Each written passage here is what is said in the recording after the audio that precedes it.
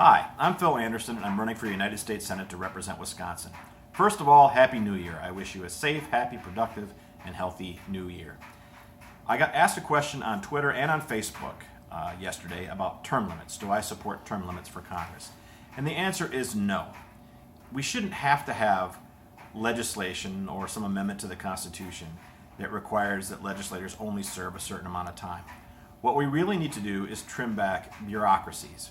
We have huge bureaucracies as part of our federal government that write tons of regulations and basically write their own budgets. They also write legislation for Congress to pass, but they also have the power to write regulations that are binding as law that Congress never even gets a chance to vote on.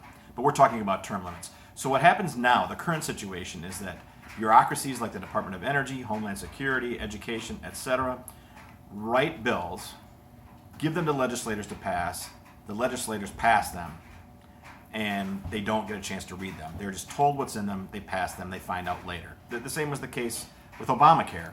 The insurance industry wrote that bill. It was passed, and even Nancy Pelosi admitted that we need to pass the bill in order to find out what's in it. That is absolutely ridiculous. I think you'll agree with me. So the first question about term limits is let's get government under control to the extent that legislators can understand what they're passing, and then we don't need a permanent political class to go along with our permanent bureaucratic class. We get rid of the permanent bureaucrats, and then we can have legislators as citizens who can go there and vote on things that they have time to read, time to understand, and they can truly represent their constituents. We have a situation now in Wisconsin where the Republican running for Senate is somebody who was in private industry and now who loves Washington so much and the establishment so much that he'll do anything to stay, and a Democrat who served for 18 years in the Senate and in the state Senate before that, and who can't bear the fact that he's outside of the limelight, outside of the political class, and has been basically killing time, running a PAC, helping President Obama get reelected, and teaching classes, fluff classes on politics, just waiting around for his chance to get back into that. That's the problem we have, is that it's such a gravy train that politicians don't want to get off.